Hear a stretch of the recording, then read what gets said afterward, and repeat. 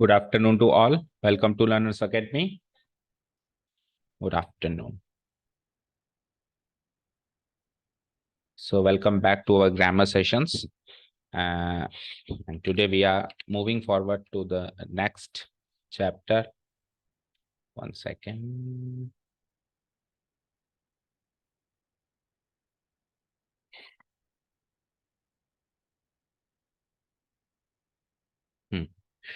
So today we are starting our new chapter, that is chapter number 11 from your booklet sheet.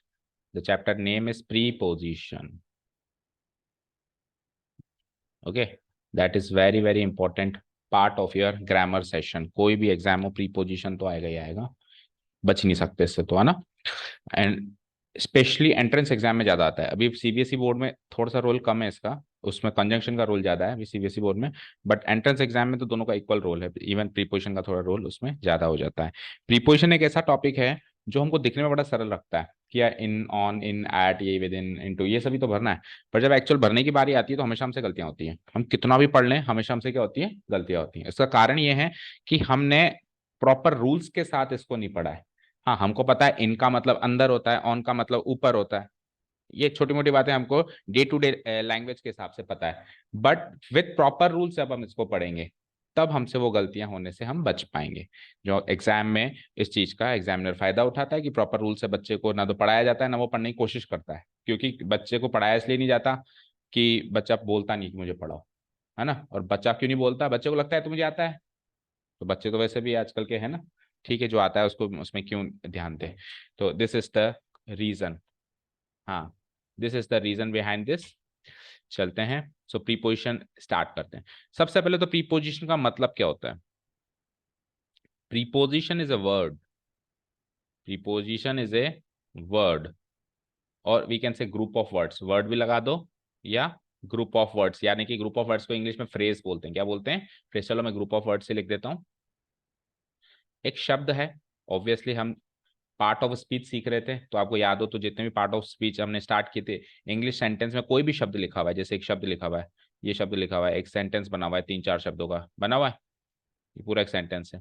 तो हर एक शब्द या group of words part of speech को denote करता है। और वो पार्ट ऑफ स्पीच इंग्लिश में कितने होते हैं, 8। ये हमने स्टार्टिंग में जब सेशन स्टार्ट किया था तो सीखा था। पहला पार्ट ऑफ स्पीच होता है noun, then comes the pronoun जो नाउन के स्थान पे आता है, फिर इन दोनों की विशेषता बताता है जो एडजेक्टिव, ठीक है। फिर आता है वर्ब, फिर वर्ब की विशेषता बताने वाला आता है एडवर्ब। तो ये 5 पार्ट ऑफ स्पीच हमने कवर कर लिए। चैप्टर नंबर 1 में ये, चैप्टर नंबर 2 में ये, 3 में ये, फिर 4 आर्टिकल के बाद 5 में ये, और 6 में ये, और उसके बाद फिर इर्द गिर्द की चीजें लाइक टेंस, नरेशन, ये सब हमने कवर। तो 5 पार्ट ऑफ स्पीच हो गए। छठा पार्ट ऑफ स्पीच जो हम अभी कर रहे हैं दैट इज प्रीपोजिशन। ये 5 तो हो गए। जो अभी हम कर रहे हैं दैट इज प्रीपोजिशन। इसके बाद जो हम करेंगे दैट इज कंजंक्शन। ये लगातार अब 2 लगते हुए चैप्टर्स हैं, 11th एंड 12th, ठीक है। एंड उसके बाद फिर एक पार्ट ऑफ स्पीच और होता है जो आपके grammatical examination point of view से इंपॉर्टेंट नहीं होता है, इंटरजेक्शन। इंटरजेक्शन का मतलब क्या होता है, जैसे अपन कहते हैं ना हुर्रे, शाबाश, ऐसे वर्ड्स, इनको क्या बोलते हैं मैन, इंटरजेक्शन। तो ये ग्रामेटिकल पोर्शन का हिस्सा तो है, लेकिन हमारे एग्जामिनेशन पॉइंट ऑफ व्यू से इसका इतना ज्यादा रोल नहीं था, तो ये करेंगे नहीं हम, हमारे कोर्स में नहीं है। जैसे मान लो तो 7 पार्ट्स ऑफ स्पीच कवर करने जिसमें प्रीपोजिशन चल रहा है। तो प्रीपोजिशन का मीनिंग की बात कर रहा था, तो प्रीपोजिशन कोई भी शब्द में लिखूंगा, जैसे मैंने लिखा कि Ram is watching the TV, तो राम उसमें से इन 5 में से कुछ होगा, इस भी इसमें इन 5 में से कुछ और होगा, वॉचिंग में इन 5 में से एक पार्ट ऑफ स्पीच होगा, टीवी भी इन 5 या 6 7 पार्ट ऑफ स्पीच में से एक पार्ट होगा। तो जो भी हम शब्द लिखते हैं इन पार्ट ऑफ स्पीच का वो हिस्सा होते हैं। तो सर ये प्रीपोजिशन कौन से पार्ट ऑफ स्पीच का है, ये क्या काम करता है। तो ये क्या करता है बेटा, जब अपन ने वर्ड्स लिखे सेंटेंस बनाने के लिए, तो वर्ड्स को वर्ड्स से जोड़ने के लिए भी कुछ वर्ड्स चाहिए। वर्ड्स को वर्ड्स से जोड़ने के लिए भी कुछ वर्ड्स चाहिए। अब वो ऐसे थोड़ा ना जोड़ देंगे भी, कुछ भी लगा दो जुड़ जाएंगे दोनों, नहीं। कनेक्शन बिठाकर हमको जोड़ना पड़ता है, कौन किसके, इस शब्द का इस शब्द से क्या कनेक्शन है, उस हिसाब से बीच में वो जो कनेक्टिंग वर्ड आता है जिसको अपन कहते हैं प्रीपोजिशन। कंजंक्शन भी क्या करता है, जोड़ने का काम करता है। अब दोनों में डिफरेंस क्या है पहले यही देख लो, हालांकि नेक्स्ट चैप्टर है डिटेल में तब देखेंगे। प्रीपोजिशन तो क्या करता है, वर्ड को वर्ड से कनेक्ट करता है, वर्ड को वर्ड से अब जब जब मैं वर्ड बोल रहा हूँ ना तो समझ लेना वर्ड की जगह ग्रुप ऑफ वर्ड्स भी हो जाता है कई बार। कई बार सिंगल शब्द होता है, कई बार 2-3 शब्द का भी प्रीपोजिशन बन जाता है ना। तो ग्रुप ऑफ वर्ड्स को ग्रुप ऑफ वर्ड से या वर्ड को वर्ड से कनेक्ट करता है कौन, प्रीपोजिशन। तो आपको दिखाई दे कि यार शब्दों को शब्दों से जोड़ना है तो प्रीपोजिशन की जरूरत पड़ेगी, फाइन। फिर कंजंक्शन क्या करता है, जोड़ने का काम तो ये भी करता है, ये सेंटेंस को सेंटेंस से जोड़ता है। ये क्या करता है, एक सेंटेंस को दूसरे सेंटेंस से जोड़ता है। अब सेंटेंस को हम क्लॉज भी कह सकते हैं, क्लॉज मतलब वाक्य, उपवाक्य, ठीक है ना। तो क्लॉज को क्लॉज से जोड़ता है या सेंटेंस को क्लॉज से जोड़ता है, यहाँ पे कौन आएगा, कंजंक्शन आएगा। तो आपको मीनिंग पता हो तो आप भर सकते हो कि कंजंक्शन भरा जाएगा कि प्रीपोजिशन भरा जाएगा, ठीक है। अब इसको भी हटा दो, ये नेक्स्ट पार्ट का हिस्सा हो गया। अब अपन पर्टिकुलरली प्रीपोजिशन की बात करते हैं। क्या करता है ये, वर्ड्स को वर्ड से जोड़ने वाला, शब्दों को शब्दों से जोड़ने वाला शब्द, शब्दों को शब्दों से जोड़ने वाला शब्द खुद भी एक शब्द है या ग्रुप ऑफ शब्द है, और क्या करता है, शब्दों को शब्दों से जोड़ता है। अब बात करते हैं कि सर ये अगर शब्दों को शब्दों से जोड़ता है तो ये वाला शब्द कैसा हो और ये वाला शब्द कैसा हो, किस टाइप के शब्दों को किस टाइप के शब्दों से जोड़ता है। तो देखो बेटा, प्रीपोजिशन जब आएगा, जहां भी आएगा, उसके पीछे, ये प्रीपोजिशन आ गया, उसके पीछे कोई भी शब्द आ सकता है। कोई भी शब्द का मतलब कोई भी पार्ट ऑफ स्पीच का शब्द आ सकता है, noun, pronoun, adjective, verb, adverb, कुछ भी।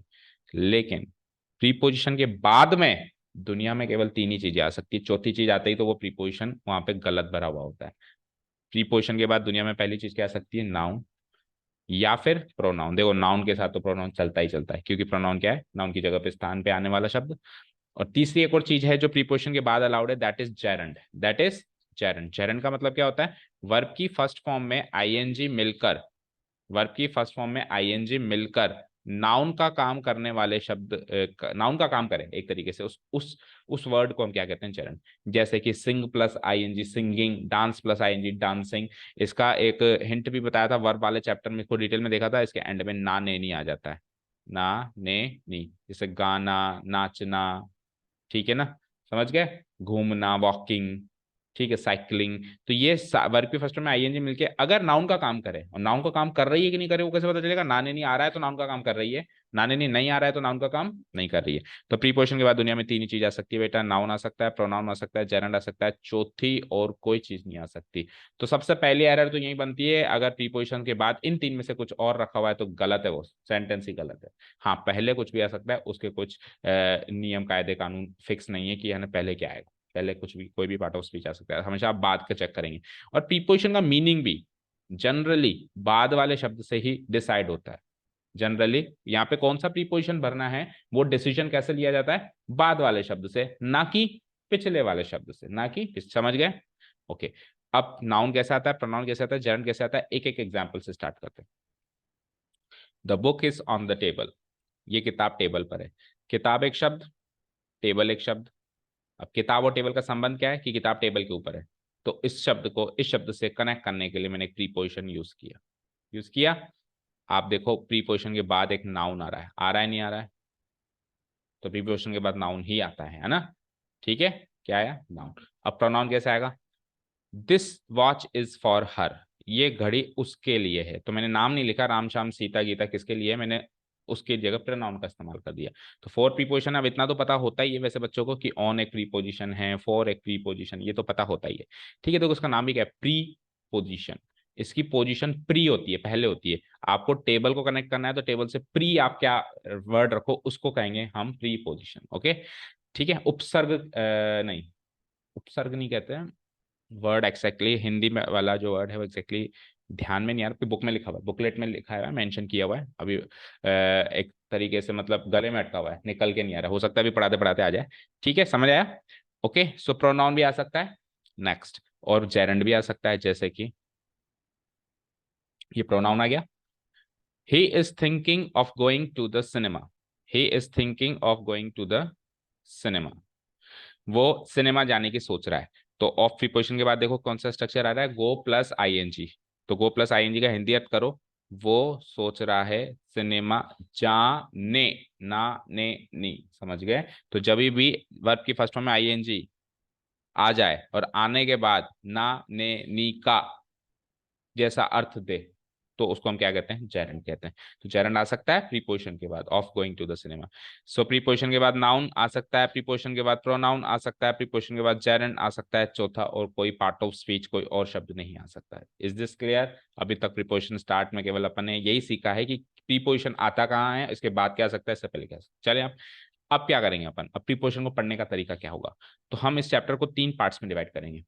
सबसे पहले तो अपन जनरल यूज वाले प्रीपोजिशंस है ना, जिसमें ये ऑन भी आ गया, ये फॉर भी आ गया, ये ऑफ भी आ गया, इन बहुत मतलब जो जनरल, मैंने ये ऐसे प्रीपोजिशन जो आप सालों से पढ़ रहे हो, सेंटेंस भी बना रहे हो, लिख भी रहे हो, हर सब्जेक्ट में आजकल इंग्लिश मीडियम स्कूल्स में तो हर सब्जेक्ट में आपको इंग्लिश में ही सेंटेंसेस कन्वर्ट करने पड़ते हैं, आंसर्स भी इंग्लिश में देने होते हैं, राइट। तो आप डेली यूज वाले प्रीपोजिशन को हम पहले लेंगे, लेकिन डेली यूज वाले प्रीपोजिशन में कुछ प्रीपोजिशन सिमिलर लुकिंग होते हैं। क्या होते हैं? जैसे कि इन और इनटू। अब 100% गारंटी है कि बच्चों को नहीं पता होता है कि इन और इनटू में फर्क क्या होता है। पढ़ा हुआ है बाय रूल तो बात अलग है, बट नहीं पढ़ते हैं वो लोग।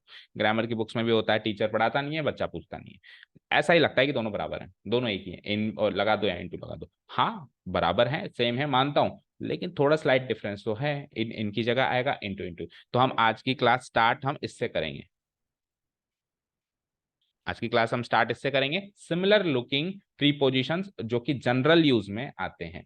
पार्ट 1 अपन इसको 3 पार्ट्स में डिवाइड करेंगे चैप्टर को। पार्ट 1 में अपन क्या करेंगे, सिमिलर लुकिंग प्रीपोजिशन जो कि जनरल यूज में आते हैं। पार्ट 2 में अपन क्या करेंगे, एक एक प्रीपोजिशन को उठा के उसके यूजेस पढ़ेंगे। जैसे अपन ने 12 टेंस के यूजेस पढ़े थे, तो कुछ एक प्रीपोजिशन ऐसे हैं जिनके अपने को यूजेस पता होना चाहिए, है ना, पर्टिकुलरली वो यूजेस सीखेंगे। और तीसरा और आखिरी जो फेज आएगा वो आएगा रट्टाफिकेशन। फिर कुछ एक्स्ट्रा मिसलेनियस रूल्स हैं, वो रूल्स क्या हैं, वो जो प्रीपोजिशन के यूसेज है वो रूल्स के अकॉर्डिंग नहीं चलता, वो कुछ यूजेस के अकॉर्डिंग नहीं चलता, वो बस पर्टिकुलर सेंटेंस में ये आएगा, इसमें ये आएगा, याद ही रखना पड़ता है। उसको याद करने का तरीका यही कि उस वो वाले जो सेंटेंस है बार बार अपने डेली बोलचाल में बोलो, तो आएगा जब बताएंगे इस सेंटेंस को, जब भी आपको बात करनी हो तो वो इंग्लिश का सेंटेंस बोलो, तो आपको याद हो जाएगा कि यार इधर ये प्रीपोजिशन आता है। तो इस तरीके से 3 पार्ट्स में इसको तोड़ेंगे। तो पहला पार्ट शुरू करते हैं, similar looking prepositions which are used in our daily use. उसमें जैसा कि मैंने कहा सबसे पहले जेरेंट आगे बैठा ना, सब जैसा कि मैंने कहा सबसे पहले हम स्टार्ट करेंगे सम सिमिलर लुकिंग प्रीपोजिशन इन और इनटू। पहले तो सिमिलैरिटी क्या है, ध्यान से सुनना। पहले तो सिमिलैरिटी क्या है, इन और इनटू दोनों प्रीपोजिशंस तब यूज करते हैं जब आप किसी व्यक्ति या वस्तु को किसी दूसरे जगह के अंदर या वस्तु के अंदर होने को प्रतीत करते हो। ठीक है, मतलब ये क्या शो करता है, किसी का किसी के अंदर होना, किसी का किसी के अंदर होना। जैसे आप और हम अभी इस रूम के अंदर हैं, तो इस रूम से आपको या इस रूम से मुझे कनेक्ट करने के लिए इन प्रीपोजिशन या इनटू जो भी आएगा अभी देख, समझ आया, समझ आया ना, अच्छे से समझ आया। किसी का किसी, अब किसी का किसका, किसी व्यक्ति वस्तु का किसी व्यक्ति वस्तु में अंदर होने में हम क्या यूज करेंगे, इन या इनटू। ओके, अब इसमें डिफरेंस क्या है, तो पहला मौका हम आपको देंगे, आपको 2 सेंटेंस देने, इन या इनटू में से जो आपको सही लगता है वो आपको भरना है। ध्यान से सुनिएगा। Ravi is in the room या into the room, okay, and Ravi is moving in the room या moving into the room, into the room. तो आपके हिसाब से इसका आंसर इन है और इसका आंसर इनटू है। मैंने ऐसा कहा 2 ही सेंटेंस है, तीसरा भी लो। अब बताओ, Ravi came in the room, Ravi came into the room.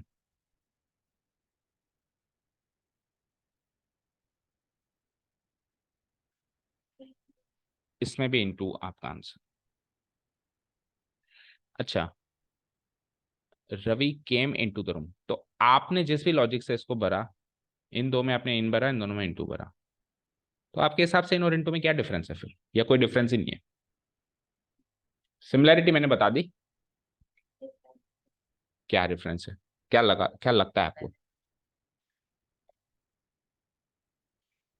ठीक है,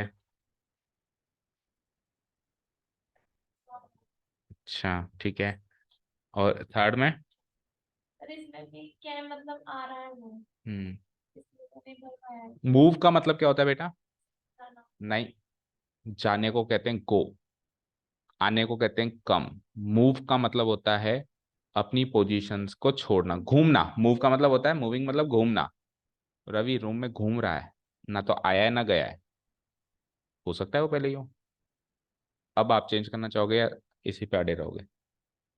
try to frame the rules, दिमाग मतलब है ना जोर डालो। आप रूल्स फ्रेम करने की कोशिश करोगे ना, बिलीव मी ये जिंदगी भर याद हो जाएंगे। भले कम पढ़ेंगे हम, भले 5 ही प्रीपोजिशन पढ़ लेंगे डेली में, 50 होंगे 100 होंगे जितने भी होंगे, धीरे धीरे पढ़ लेंगे, बट जो भी पढ़े अच्छे से पढ़े। इनटू, देखो बेटा, इन डिनोट करता है मोशनलेस ऑब्जेक्ट को, मोशनलेस सब्जेक्ट को। जब सब्जेक्ट आपका मोशन में ना हो, मोशन में मतलब गति में ना हो, यानी स्थिर हो। और इनटू क्या डिनोट करता है, जब वो मोशन में हो, गतिशील हो। उसमें तो गतिहीन है, इसमें गतिशील है, समझ आया। अब रवि रूम में है, तो रूम के अंदर है ना, तो अब कैसे डिसाइड करें कि उसमें गति है या नहीं है। तो अब आप कहोगे, देखो अब आप क्या कहोगे कि सर देखो इसमें तो गति, अब आप कहोगे मेरा आंसर करेक्ट है ना, क्यों, Ravi is in the room में, रवि के अंदर कोई गति नहीं है, रवि रूम में बैठा है, ठीक है। रवि रूम में घूम रहा है सर, देखो गति है ना, आपको ऐसा लगेगा इसमें मोशन है, और देखो रवि रूम में आया इसमें भी मोशन है, तो अभी भी आपको करेक्ट लगेगा। लेकिन बेटा सेकंड वाला अभी भी गलत है। तो मोशनलेस होने का मतलब या मोशन होने का मतलब समझें, इसके मायने समझते हैं। तो इसका मतलब ये होता है, जो भी आगे जगह है या ऑब्जेक्ट है, वस्तु है, उस व्यक्ति वस्तु या जगह की जो दहलीज होती है, एंट्रेंस पॉइंट होता है, अगर वो एंट्रेंस पॉइंट, अगर वो एंट्रेंस पॉइंट क्रॉस हो गया, तब मानी जाएगी मोशन। और वो एंट्रेंस पॉइंट क्रॉस नहीं हुआ, तो कितना भी घूम ले, बोले 50 चक्कर लगा ले, उसको मोशन लेस ही माना जाएगा, समझ आया।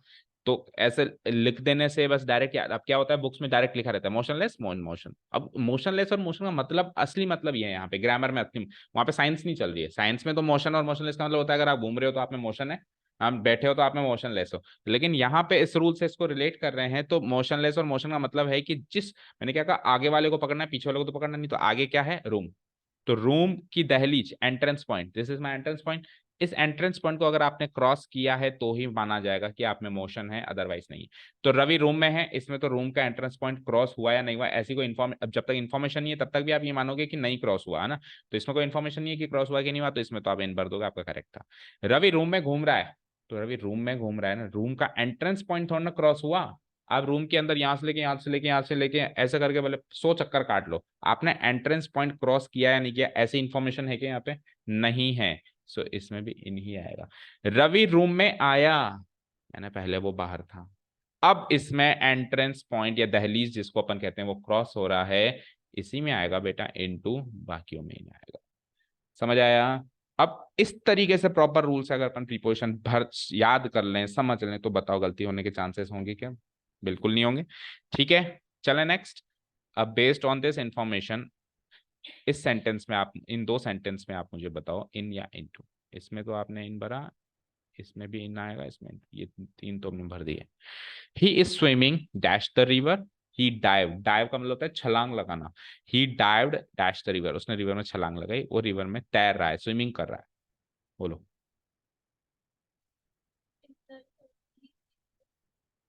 In the river, yes, he dived in, very good.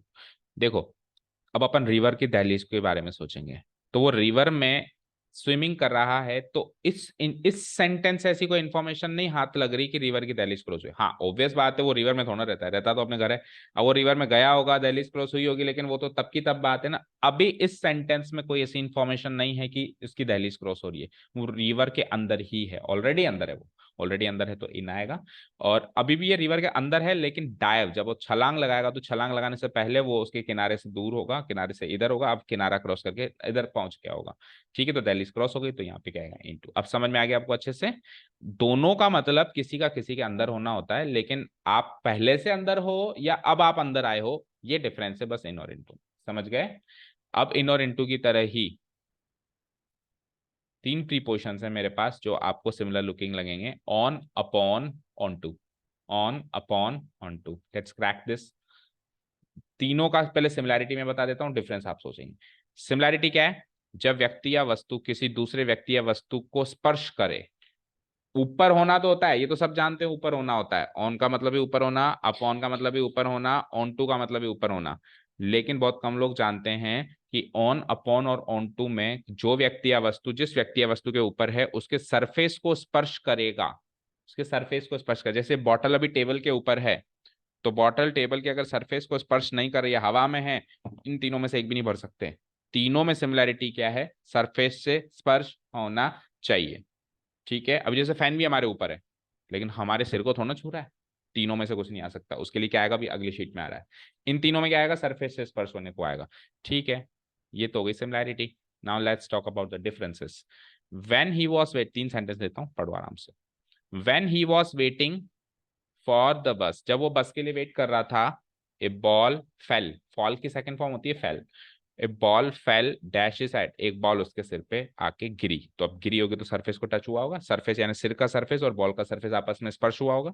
The cat is sitting dash the table, cat table पर बैठी। अब वैसे देखो टेबल के नीचे भी बैठ सकती है, लेकिन हाल फिलहाल इस एग्जाम्पल में आप ये मानो कि ऊपर बैठी है, क्योंकि अभी हमको इन तीनों में डिफरेंस सोचना है ना।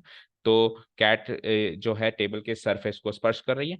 The cat jump dash its prey, prey का मतलब क्या होता है? PREY, ये वो PRAY प्रे नहीं है, वो तो प्रार्थना होती है, वो तो प्रेयर वाला प्रार्थना होती है, लेकिन यहाँ पे ये PREY प्रे है।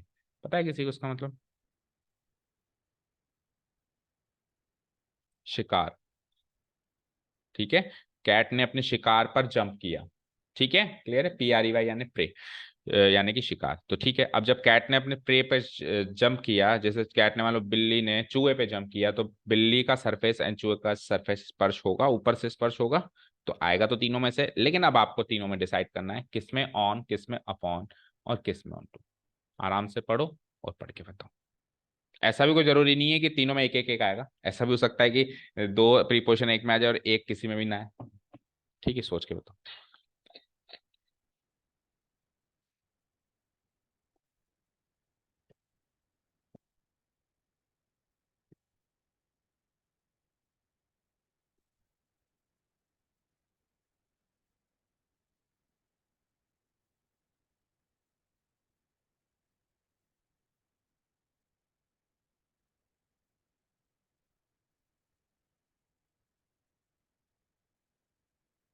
ठीक है, ठीक है।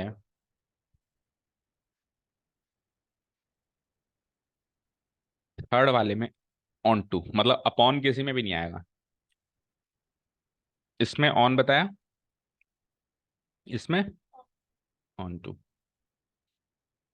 अब ये भी बता दो कैसे, क्यों, या बस पढ़ने में अच्छा लग रहा है, या कोई कुछ लॉजिक माइंड में आया हो तो वो बताओ। या फिर कई बार लॉजिक ये होता है कि सर मुझे तो पढ़ने में ये सही लग रहा है, यही लॉजिक है मेरा।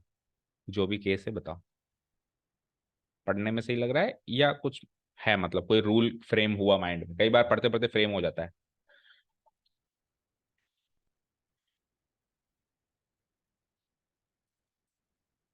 ठीक है, कैट, कैट तो लिविंग है, ये तो ब्रेक हो गया ना रूल।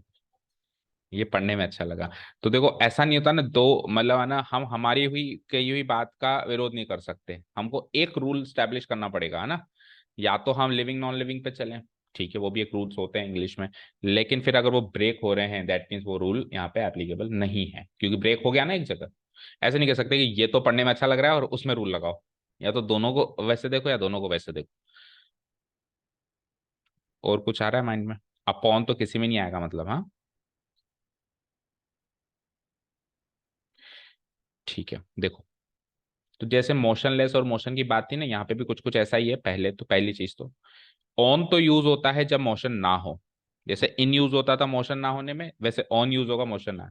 तो सर फिर इन और ऑन में क्या दिक्कत?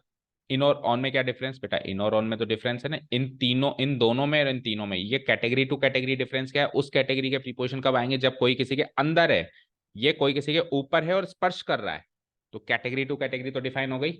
अब उस कैटेगरी के अंदर सब कैटेगरी, इन तो आएगा मोशनलेस के लिए और ऑन आएगा मोशनलेस के लिए। अपॉन और ऑन टू दोनों मोशन के लिए आएंगे, ये दोनों मोशन के लिए आएंगे। तो पहले तो अपन अब मोशन लेस और मोशन के हिसाब से डिसाइड करते हैं।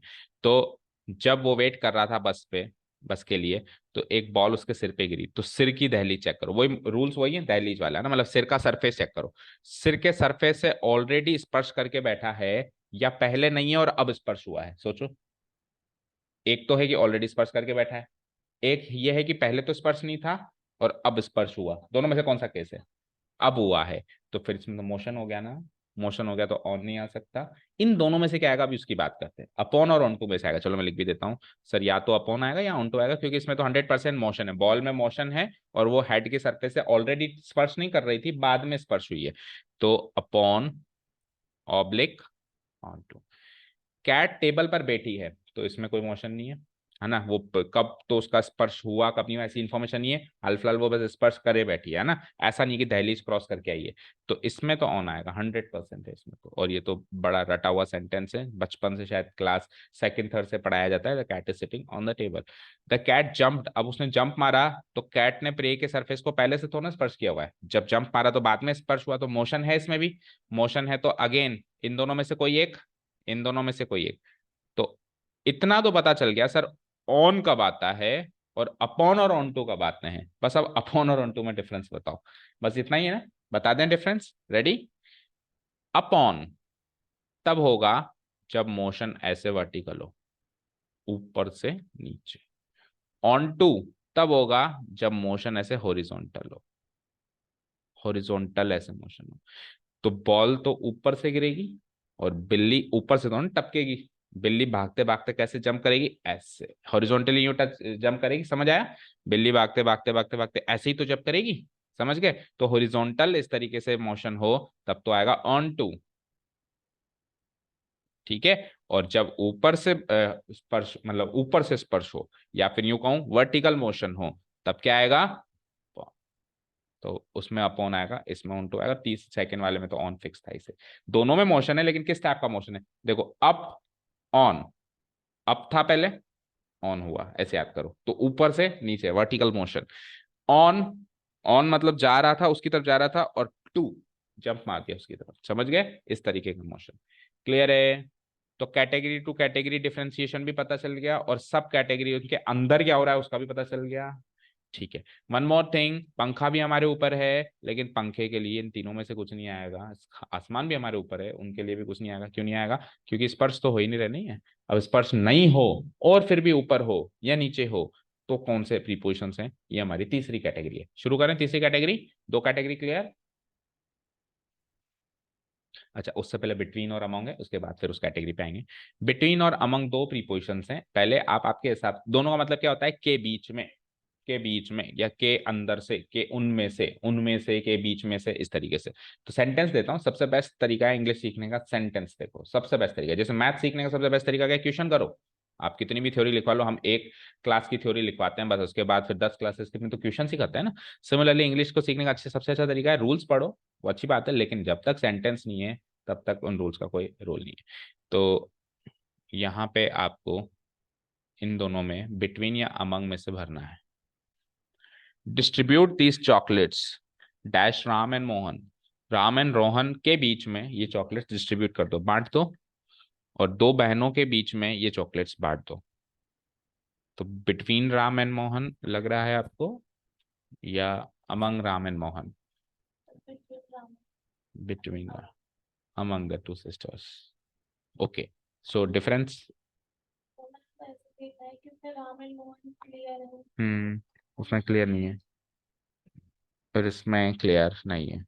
और तीसरे सेंटेंस के बारे में क्या ख्याल है आपका, divide these apples dash the children, इन बच्चों में के बीच में ये एप्पल्स बांट दो। उसी लॉजिक से चलोगे तो भी बता दो, या कुछ और आ रहा है जो भी आपने लॉजिक बताया।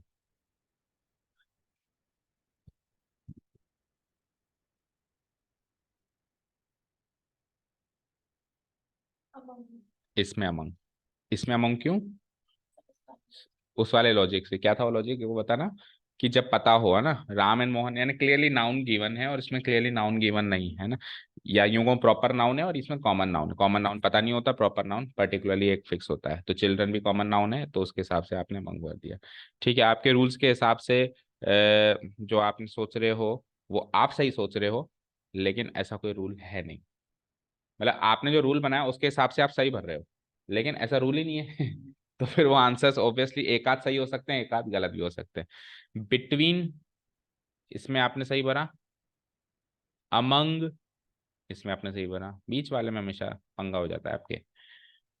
इसमें आपने अमंग भरा था, जबकि इसमें भी क्या आएगा।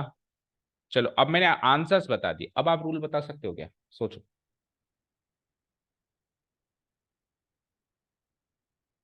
और इतना सरल रूल है भी, मैं बताऊंगा ना कोई सर इतनी सी बात थी क्या। ध्यान से देखो, डिफरेंस सोचने की कोशिश करो, सेंटेंस टू सेंटेंस।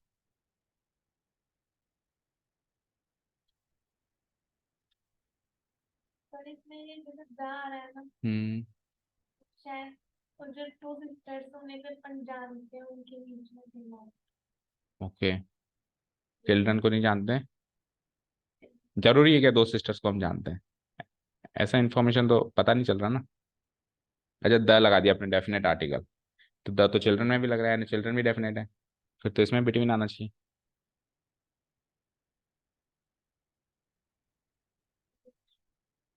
ना।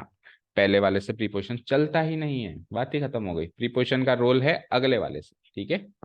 अब कोई पर हाँ बोलो। फिर वो एंड से कनेक्ट हो रखा है शायद। तो टू सिस्टर्स का एंड से कनेक्ट हो रहा है, इसमें भी बिटवीन आ रहा है, इसमें तो कोई एंड आ ही नहीं रहा है।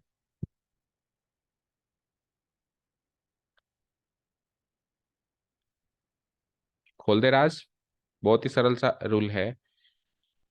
बिटवीन यूज होता है दो के लिए, और वो दो से ज्यादा के लिए। राम एंड मोहन कितने लोग हैं, दो। कितनी सिस्टर्स हैं, यहाँ पे पता है कि कितने बच्चे हैं, हो सकता है दो ही हों, लेकिन पता नहीं है ना, तो पता नहीं है तो दो से ज्यादा ही मानेंगे हम। अब बिटवीन और अमंग के थोड़े से रूल्स के एक्सेप्शंस भी है, ये तो बेसिक रूल है, ये तो क्या है सबसे बेसिक रूल, कि अगर दो व्यक्ति या वस्तु हैं तब यूज कर लो बिटवीन, के बीच में का अर्थ देने के लिए। और जब दो से ज्यादा व्यक्ति या वस्तुएं दिखाई दें तब आप यूज कर लो अमंग, वही के बीच में का अर्थ देने के लिए। उस हिसाब से हमें राम एंड मोहन दो साफ साफ दिखा दे रहा है, दो बहनें हैं साफ साफ दिखाई दे रहा है, चिल्ड्रन का पता नहीं चल रहा, हमने अमंग भर दिया। लेकिन एक्सेप्शंस भी देखते हैं। हम्म। अब इसमें क्या आएगा, यू कैन कम टू सी मी। सी का मतलब इंग्लिश में केवल देखना नहीं होता, मिलना भी होता है। आप मुझसे मिलने आ सकते हो 5 बजे से 6 बजे के बीच, ठीक है। क्या आएगा, बिटवीन। अब इसमें बिटवीन क्यों, रीजन।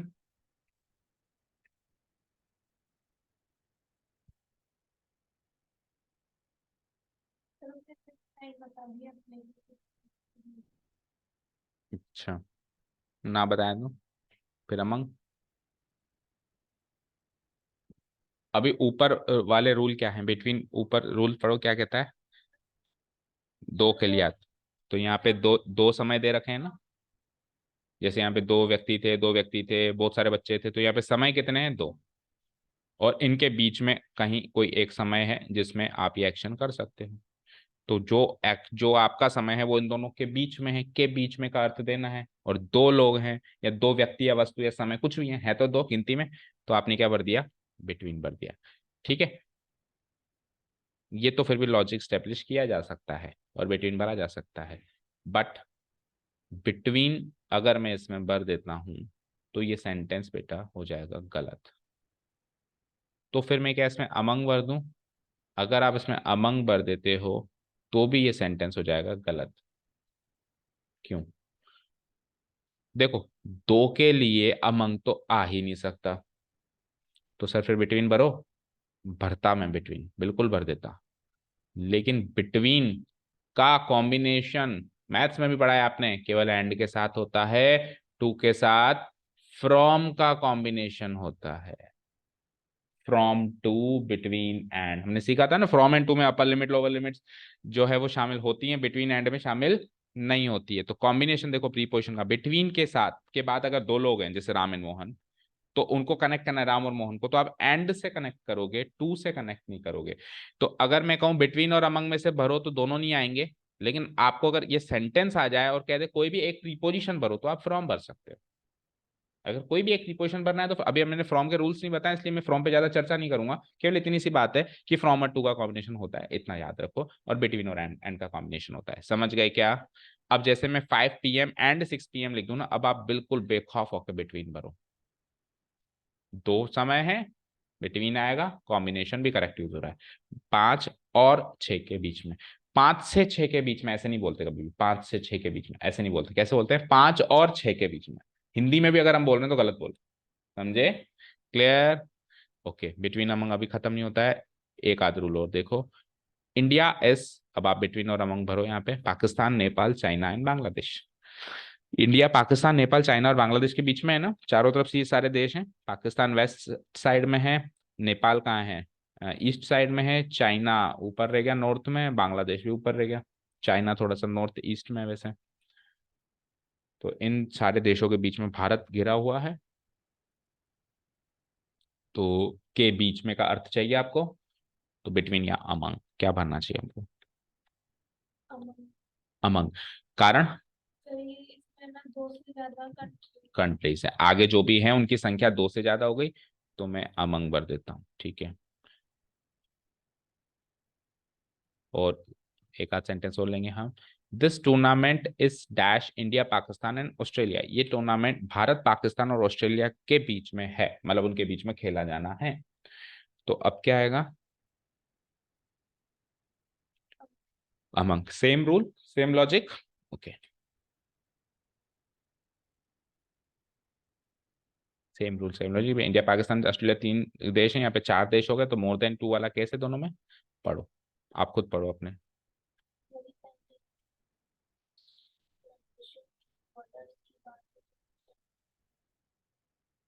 अगर बात देशों की हो तब आप अमंग का प्रयोग ही नहीं कर सकते, ठीक है। देखो, अमंग का प्रयोग हम तब करते हैं जब थोड़ा सा, अब थोड़ा सा स्लाइटली हल्का सा मीनिंग भी चेंज कर रहे हैं। अमंग का मीनिंग प्रयोग हम तब करते हैं जब थोड़ा सामंजस्य का भाव हो। उनमें से आप ये काम कर लेना, उनमें से, जैसे कि you are among my favourite students. तो अमंग का मतलब एक, एक ऐसे मान लो कि बिटवीन में कंपटीशन की बात होती है, बिटवीन, बिटवीन में क्या बात होती है, कंपीट करने की बात होती है। अमंग में सामंजस्य की बात होती है। अब देशों में कभी भी इतना सामंजस्य कभी भी नहीं डिसाइड किया जा सकता, देश हमेशा कंपीट करते हैं बात बात पे, हर चीज पे। तो उसमें हम अमंग नहीं लिख सकते, क्या लिख सकते हैं? बिटवीन ही लिखेंगे, चाहे से दो हों या दो से ज्यादा हों। अगर इंडिया एंड पाकिस्तान होता तो भी बिटवीन इंडिया एंड पाकिस्तान लिखता, और अभी between India Pakistan and Australia तो भी between India Pakistan and Australia लिखता। Is this thing clear? तो यहाँ पे बिटवीन और अमंग के सारे रूल्स यहाँ पे खत्म होते हैं। सरल सा एक group of category of preposition है, फिर से सुनो। Between use for two, among use for more than two. पहला रूल, बेसिक रूल, बिटवीन के साथ एंड का कॉम्बिनेशन यूज करना है, टू का कॉम्बिनेशन यूज नहीं करना है। हाँ। हम्म। फ्रॉम भरना है, वेरी गुड, ठीक है ना। बिटवीन के साथ टू का कॉम्बिनेशन नहीं चला, कुछ मतलब इस तरीके से। देखो, इंग्लिश ग्रामर को मैथ्स की तरह नहीं याद किया जा सकता कि फॉर्मूला है, फॉर्मूला लगाया, बिल्कुल मतलब है ना, इसको लैंग्वेज की तरह याद करना है, लैंग्वेज की तरह समझना है। आप प्रॉपर रूल्स, बिल्कुल निक टू निक रूल्स नहीं अप्लाई करवा सकते इसके अंदर। मैथ्स फिजिक्स नहीं है ना, ये लैंग्वेज है। थोड़ा बहुत हटके भी याद रखना पड़ता है ना। तो कैसे याद रखेंगे? ऐसे याद रख लो बस, बिटवीन के साथ टू का कॉम्बिनेशन नहीं आएगा, बिटवीन के साथ एंड का कॉम्बिनेशन आएगा, तो आप गलती करने से वैसे बच जाओगे। Okay, and the third and the last thing will be कि देशों की बॉर्डर्स की बात हो तो आप बिटवीन और अमंग में से चूज करना हो। आपको मैंने ये नहीं कहा कि देशों की बात हो तो बिटवीन ही आएगा, बिटवीन और अमंग में से चूज करना हो तो अमंग नहीं आएगा, क्या आएगा? बिटवीन आएगा। क्लियर? ओके, अब नेक्स्ट। आप तो जैसे कुछ और भी कुछ और भी सकता है, अभी तो बहुत सारे प्रीपोजिशन है, पचासों, सौ, सैकड़ों खूब प्रीपोजिशन है अभी, अपन डेली यूज के पढ़ेंगे, एग्जाम में रिलेटेड पढ़ेंगे, लेकिन उसमें भी बहुत सारे हैं, अभी पढ़ना है। अभी तो कम से कम ये एक महीना या 15-20 दिन तक चलेगा चैप्टर। मतलब 15-20 दिन का मतलब, क्योंकि हमारे तो 3-4 क्लास ही होती है ना उसमें, मतलब कुल मिला के 4 से 5 क्लास तो ये चलेगा, है ना। नेक्स्ट, अब ये चार प्रीपोजिशन है, चारों का मीनिंग बता देता हूँ। ओवर और अबव का मीनिंग होता है के ऊपर होना, अंडर और बिलो का मतलब होता है के नीचे होना, ठीक है, इतना आपको पता है। लेकिन चारों में एक एक खासियत है, इसमें सरफेस टच नहीं होता। जो ऊपर है वो भी सरफेस टच नहीं होगा, और जो नीचे है उसका भी सरफेस टच नहीं होगा, ठीक है, सरफेस स्पर्श नहीं होगा। Is this thing clear? Okay, so जैसा कि हम करते हैं, आपको पहले सेंटेंस देते हैं चार, है ना, उनमें से डिसाइड करके बताओ, सोचो। चारों लिख देता हूं और ध्यान से सोचो। द स्काई इज डैशस, स्काई हमारे ऊपर ही ऑब्वियसली, है ना। अब आपको भरना है चारों में से क्या आएगा। The cat is sitting dash the table, cat table के नीचे बैठे। अब देखो, कैट टेबल के ऊपर भी बैठ सकती है, लेकिन अगर ऊपर बैठेगी तो फिर वही ऑन आ जाएगा, उसका तो सीख लिया ना अपन ने। और ऑन, जब कैट टेबल के ऊपर बैठी है तो कैट और टेबल का स्पर्श होगा, लेकिन अगर कैट टेबल के नीचे बैठी है तो टेबल और कैट का स्पर्श नहीं होगा। और अभी अपन पर्टिकुलरली इन चारों को सीख रहे हैं, इन चारों में से क्या आएगा वो सीख रहे हैं। तो आप यहाँ पे ऑन मत भर देना सेफ होने के लिए। ऑन आएगा, मैं मानता हूँ ऑन आएगा, लेकिन मान लो ऐसे मान लो चलो ऑन ऑप्शन में ही है। तो अब इन चारों में से भरना है ना, तो इन चारों में से भरना है। तो कैट टेबल के ऊपर थोड़ा ना उड़ेगी, नीचे बैठेगी। कैट टेबल के नीचे बैठी है, इसका मतलब स्काई हमारे ऊपर है, इसका मतलब कैट हमारे नीचे है, मतलब टेबल के नीचे है। द फैन इज मूविंग, हमारे सिर के ऊपर फैन घूम रहा है। वैली, वैली मतलब होता है खाई, खाई या घाटी, है ना। तो ये खाई जो है हमारे ऊपर तो हो नहीं सकती, हमारे नीचे है। तो ये ऊपर नीचे के हिसाब से आप एक एक प्रीपोजिशन भरें।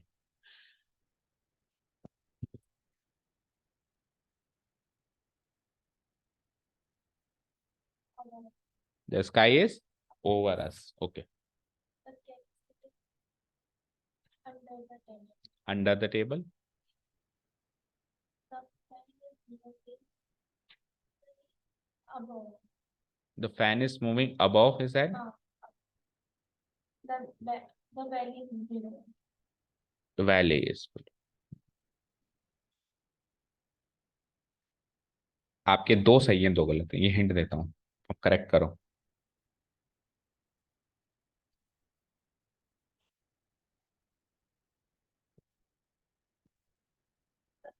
The fan is moving over his head. Okay, इसको ओवर कर दूं, और दूसरा करेक्शन।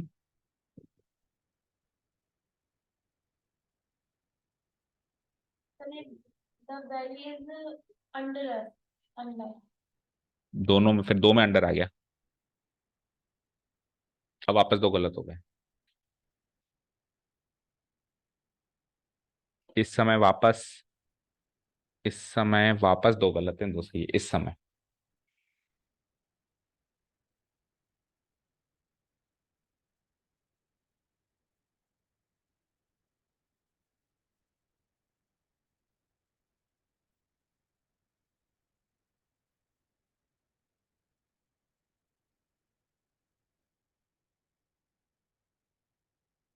हम्म,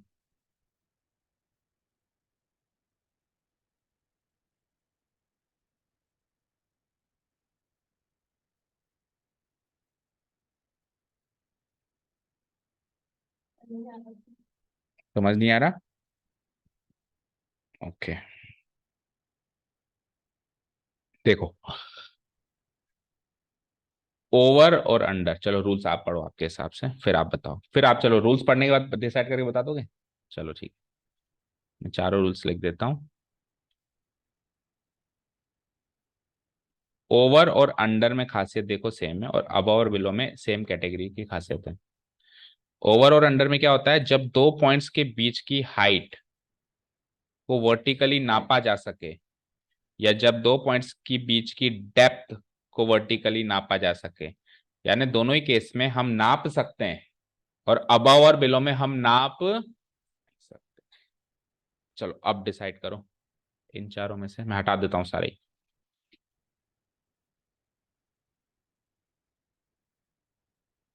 कहाँ थे भाई साहब, सो रहे थे?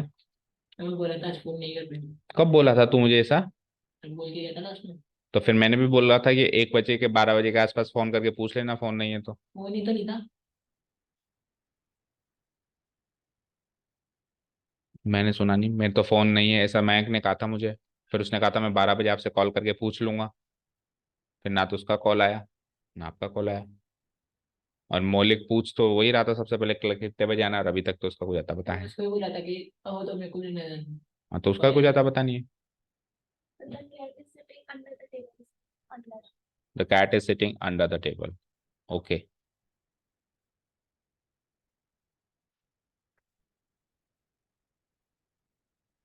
So the sky is above us. The sky is above us.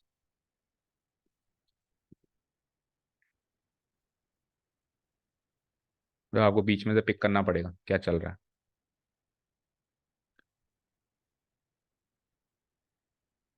The fan is moving about us, about his head. पक्का? हाँ, द वैली इज बिलो अस। नहीं, बिलो अस। Under. अंडर अस। बिलो। बिलो। एक गलत है इन चार में से, करेक्ट करो इस समय।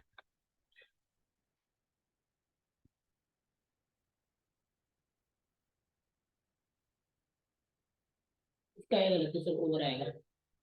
स्काई में ओवर कर दें। तो मेरे हिसाब से तो fan is moving over his head. The fan is moving over his. अब हो गए हमारे चारों सही।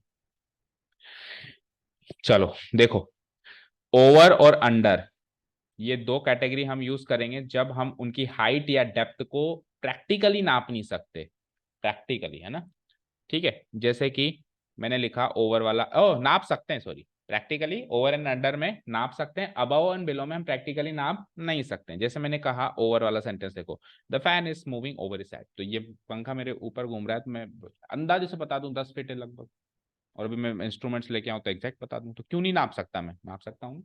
अब आप ऐसे सर ऐसे नहीं सवाल कर सकते सर आप फीता लेके बैठोगे क्या, आप क्या दिन भर फीता लेके घूमोगे क्या? ये इस तरीके के इफ्स एंड बट्स नहीं चलेंगे, प्रैक्टिकली बोला मैंने, if we want we can measure it, है ना। चलो, और similarly under, the cat is sitting under the table, तो टेबल के कितना नीचे बैठी हो प्रैक्टिकली नापा जा सकता है। समझ आया इन दोनों का काम। अब आसमान हमारे ऊपर है, नाप क्या हो जरा कितना ऊपर है, क्या है क्या उसकी कोई सीमा? सो उसकी हाइट को नापा नहीं जा सकता। घाटी हमारे नीचे है, जाके नाप के आओ। घाटी डिसाइड कर सकते हो कितना नीचे है, खाई है वो तो भाई कहाँ तक जाती है, कई बार पाताल तक भी चली जाती है। समझ आया। सो प्रैक्टिकली की बात करेंगे हम, है ना, प्रैक्टिकली इसको नाप नहीं सकते, तो इन दोनों में आएगा अबव और बिलो। अब ये तो सबको पता है कि ओवर और अबव ऊपर के लिए, अंडर और बिलो नीचे के लिए, but what is the difference between over and under, and what is the difference between above and below, ये नहीं पता। तो यहाँ पे बात आती है, एज पर रूल्स नहीं सीखते हैं हम की पोजीशन को। ओके, एंड चारों ही केस में एक खासियत मैं पहले बता चुका हूं, फिर से रिपीट करते हैं कि सब्जेक्ट के बीच में स्पर्श बिल्कुल नहीं होगा। स्काई और हम टच नहीं कर रहे, कैट और टेबल टच नहीं कर रही, फैन और हेड टच नहीं कर रहे, वैली और हम टच नहीं कर रहे। अगर टच हो जाएगा तो फिर दूसरे प्रीपोजिशंस हैं, इन चारों में स्पर्श नहीं होगा। Clear? Is this thing clear to you? चलो, अब देखो, इन्हीं चार से रिलेटेड कई बार क्या होता है कि ऊपर और नीचे में प्रैक्टिकली सही मायनों में ऊपर और नीचे होने का मतलब नहीं होता, कुछ और मायनों में भी हम कहते हैं कि ये इसके ऊपर है ये इसके नीचे है। जैसे मैंने क्लास में कह दिया कि है ना, ये चर्चित जो है वो कृतिका से ऊपर है पिछले टेस्ट में, तो यहाँ पे फिजिकली ऊपर ऐसा तो ना कि ऊपर वाले माले पे बैठा और ये नीचे वाले माले पे बैठी है, फिजिकली ऊपर नीचे होने का मतलब नहीं है, यहाँ पे किसी और अर्थ में। उस केस में हम हमेशा अबाव लिखेंगे और बिलो लिखेंगे, क्योंकि वहां पे कोई हाइट या डेप्थ है ही नहीं जिसको नापे, और नहीं नाप सकते, तो अबाव और बिलो, कोई हाइट या डेप्थ नहीं है ना वहां पे। मैं कह रहा हूँ Charchit is above the Kritika in the previous test rate rankings, या कृतिका इज बिलो चर्चित। समझ में आया? ठीक है, तो उसी टाइप का एक सेंटेंस देखो, ए सेंट, सेंट मतलब होता है संत, समझते हो? ए सेंट शुड बी ओवर या अबव, आप डिसाइड करो, द वर्ल्डली प्लेजर्स, सांसारिक सुखों से एक संत को ऊपर होना चाहिए। अब ऊपर का मतलब ये थोड़ा कि सांसारिक सुख तो दूसरे माले पे और संत पांचवें माले पे जाके रहे। यहाँ पे हाइट या उससे ऊपर और नीचे होने से सही मायनों में मतलब नहीं है, कुछ और मीनिंग निकल के आ रहा है ऊपर होने का मतलब, यानी उसे अलग होना चाहिए। तो क्या लगाओगे, ओवर या अबाव? क्योंकि हाइट है ही नहीं ना। अब जब है ही नहीं तो फिर ऑप्शन ओवर एंड अंडर का रहेगा ही नहीं, यानी कि आप ऐसे मान के चलो ओवर एंड अंडर का ऑप्शन तो रहेगा ही जब जब वाकई में ऊपर नीचे हो और हाइट हो और नापी जा सके। अब कोई हाइट है ही नहीं, ये तो मीनिंग कुछ और निकल रहा है ना। तो और अबव में से अगर मेरे को भरना हो तो मैं अबव भरूंगा, पर ज्यादा फोकस करने के लिए एक प्रीपोजिशन का कैटेगरी और होती है, ओवर एंड अबव। तो ओवर एंड अबव तो एक अलग ही प्रीपोजिशन हो गया, ये रेयरली यूज होता है, कब यूज होता है? ज्यादा फोकस करने के लिए, इंसिस्ट करने के लिए। बट अगर इन दोनों में से सिलेक्शन करना हो तो you will fill above. Clear? चलें इन चारों के बाद अगली कैटेगरी पे, let's move to the different category. दो प्रीपोजिशन है, बिसाइड और बी साइड्स। आपको बता दें हमने चैप्टर को 3 पार्ट्स में तोड़ा है, पहला पार्ट अभी चल रहा है। पहले पार्ट में हम करेंगे जनरल यूज में आने वाले प्रीपोजिशंस जो कि एक जैसे दिखते हैं, जैसे इन इनटू कर चुके हैं, ऑन ऑन टू अपॉन कर चुके हैं, बिटवीन अमंग कर चुके हैं, चौथा चल रहा था जब आप आए। पांचवी कैटेगरी है ये है बिसाइड और बिसाइड, सिमिलर लुकिंग है और डेली यूज के हैं। फिर सेकंड कैटेगरी में हम आएंगे कुछ यूजेस के हिसाब से, और लास्ट कैटेगरी में थोड़ा रट्टाफिकेशन टाइप के हमारी अंडरस्टैंडिंग चलेगी, कुछ स्पेसिफिक भाई इसमें तो यही आएगा, इसमें तो डायरेक्ट याद करने वाली बात हो जाएगी, ठीक है। ओके, बिसाइड और बिसाइड्स एक एस का फर्क है बस, है ना, पर एक एस की कीमत तुम क्या जानो, बहुत ही डिफरेंस है, बहुत ही बड़ा डिफरेंस ये क्रिएट कर देता है। इस ये भी एक प्रीपोजिशन है, एक प्रीपोजिशन, ठीक है। सो इन दोनों में आप भरो और फिर खुद ही रूल फ्रेम करके भी बताओ। Go and sit beside your parents या besides your parents?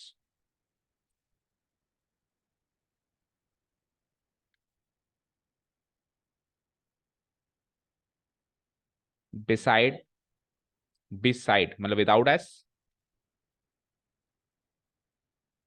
besides with s. And what about the second sentence?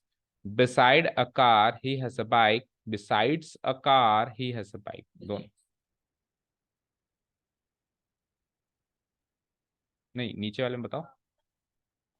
beside, ऊपर वाले में besides, नीचे वाले में beside, और आपके जस्ट उल्टे।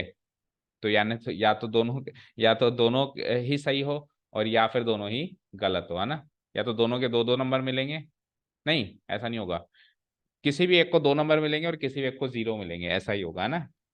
तो चर्चित को मिलते हैं दो नंबर, आपको जीरो मिलेगा। तो देखो मीनिंग देखो, बी साइड का संधि विच्छेद करो, be the side of, by the side of, be the side of, side होते है बगल, बगल में, के पास में, ऐसा मीनिंग जब शो करना हो तो बी साइड।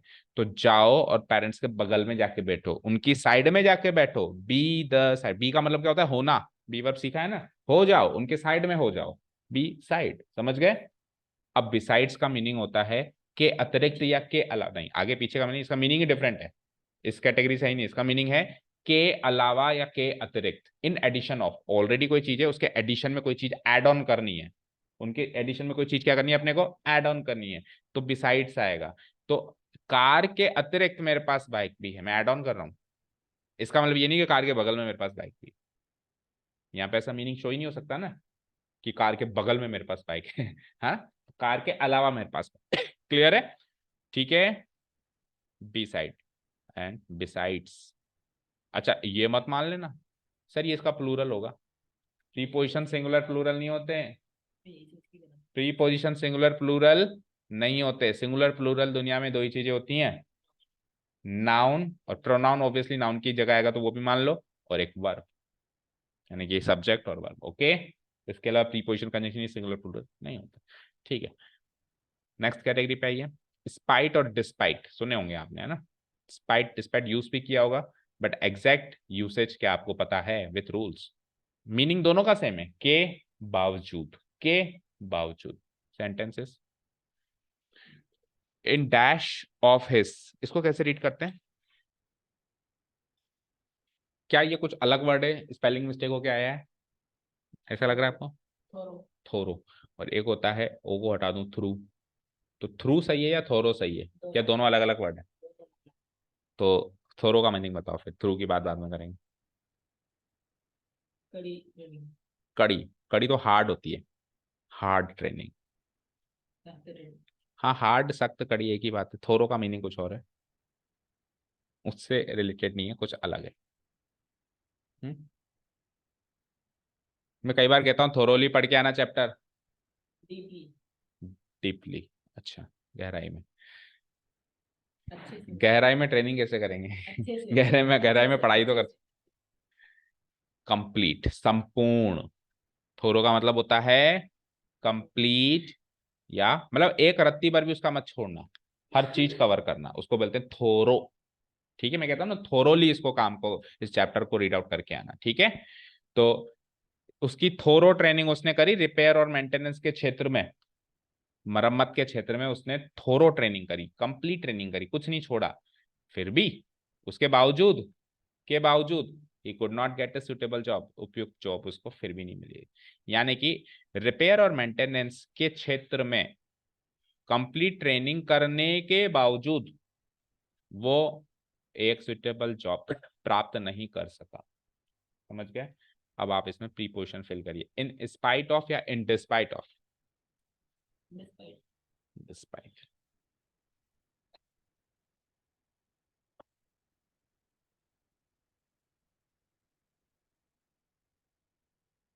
तो अब की बार दोनों को या तो एक एक नंबर मिलेगा या दोनों को 0 0 मिलेगा। तो दोनों को 0 मिलेगा क्योंकि यहां पे आएगा डिस्पाइट। अब आपकी गलती नहीं है, आपको प्रीपोजिशन पूरा दिखाया ही नहीं है। तो बताऊं, मैंने आपको बताया था, कृतिका थी उस टाइम, आप थे नहीं, कि प्रीपोजिशन एक सिंगल वर्ड हो ऐसा कोई जरूरी नहीं है। प्रीपोजिशन एक फ्रेज भी होता है, ग्रुप ऑफ वर्ड्स भी होता है, 2 से 3 वर्ड्स का समूह भी प्रीपोजिशन का पार्ट होता है। तो इन स्पाइट ऑफ पूरा ही एक प्रीपोजिशन है। इस इन स्पाइट से पहले हमेशा इन लगेगा और बाद में ऑफ लगेगा। तो या तो आप ये भरोगे या फिर आप ये भरोगे। अब इन और ऑफ अगर भर के दे दे खुद ही, तब तो भरो स्पाइट, नहीं दे तब भरो डिस्पाइट। बिल्कुल मैथमेटिकली याद करो, बिल्कुल इन स्पाइट ऑफ बराबर डिस्पाइट, कोई दिक्कत नहीं। तो सर इन और ऑफ लगा के भी लिख सकते हैं। नहीं, आपको वर्ड एक ही भरना होता है, आपको वर्ड एक ही भरना होता है। जब प्रीपोजिशन भरने की बारी आती है तब आपको वहां पे भरना सिंगल वर्ड होता है। समझे क्या? Okay, so the value of, ऐसे याद रख लो mathematically, the value of in spite of is exactly equal to despite. वो कट गया ना, उसको बोलो रेड लाइन देखो बस आप, है ना? ठीक है, क्लियर है? तो अगर इन और ऑफ ना लगा हो तो आप डिस्पाइट भरेंगे। ऐसे समझो कि डी के अंदर इन और ऑफ दोनों छुपे हुए हैं। तो ये आ जाएगा तो इन और ऑफ नहीं आएंगे, और ये नहीं आएगा तो इन और ऑफ आएंगे। चलें आगे, चले क्या? हाँ जी। He took the book dash the table, उसने टुक यानी उठा ले, from the table. From the table, उसने टेबल से किताब उठाई। हाँ, रखता तो ऑन द टेबल रखता, he put the book on the table, meaning wise तो क्या होता है, put the book on the, on कब होता है, जब स्पर्श हो रहा हो, तो टेबल पर स्पर्श हो रहा है। ठीक है, he put the book on the table सही रहता। वैसे तो ऑन भी गलत रहता है, पता है क्या होता, ऑन टू द टेबल। अभी सीखा ना अपन ने, मोशन आ रहा है ना, मोशन ऑलरेडी अगर स्पर्श है तब आता है ऑन, लेकिन मोशन के साथ स्पर्श हो तब आता है ऑन टू। क्या आता है? Onto. तो उस लॉजिक से भी ऑन नहीं आएगा, ऑन टू आएगा। पर अभी तो आप उठा रहे हो, तो ऑन टू का कोई सवाल ही पैदा नहीं होता। तो फिल द अप्रोप्रिएट प्रीपोजिशन। आपने क्या कहा? From the table. What do you think? From the table. और एक सेंटेंस और देखो, वाइप, वाइप मतलब क्या होता है? साफ करना, पोछा लगाना। Wipe the dust dash the table, table से डस्ट साफ करो। दोनों में फ्रॉम भरना है आपको। देखो, जनरल केसेस में हम यहाँ पे फॉर्म भरते हैं और कुछ हद तक वो सही भी माना जाता है, बट फ्रॉम इज नॉट। अब जब एग्जाम की बात आएगी तो उसको बिल्कुल करेक्ट प्रीपोजिशन चाहिए होता है। आप डे टू डे लैंग्वेज में इन दोनों में फॉर्म भर सकते हो, आई एग्री, स्पेशली ऊपर वाले में तो भर ही सकते हो। लेकिन फ्रॉम हम प्रीपोजिशन जनरली कब भरते हैं? बाय रूल, जब हम कोई चीज रिसीव करते हैं। जैसे आप ऐसे निकाल सकते हो, ऐसे कह सकते हो, he took his shirt from the cupboard या फ्रॉम द ड्रॉवर। आपने कबर्ड से शर्ट को रिसीव किया, ठीक है ना, ये कबर्ड से शर्ट को रिसीव किया, तो वो उसमें फ्रॉम ज्यादा अप्रोप्रिएट है।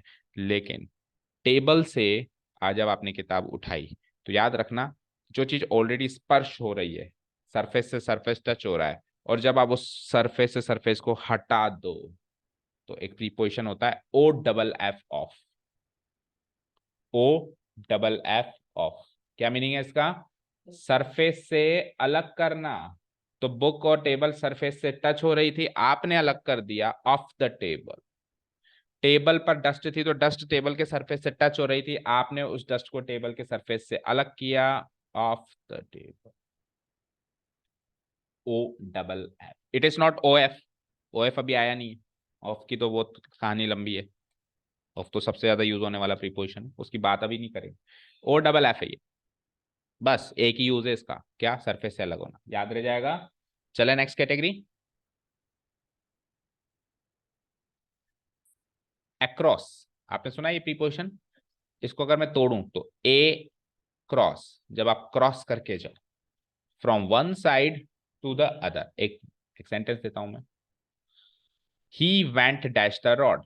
तो इसमें देखो, इसमें ऑन द रोड भी आ सकता है, आप कहोगे सरफेस से टच हो रहा है। अलोंग द रोड भी आ सकता है, अलोंग का मतलब होता है के सारे सारे चलना, अभी आगे आएगा वो भी आएगा। लेकिन अगर मैं इसमें अक्रॉस भरूं तो उसका मीनिंग क्या होगा ये बताओ, क्योंकि अभी हम अक्रॉस को डिस्कस कर रहे हैं।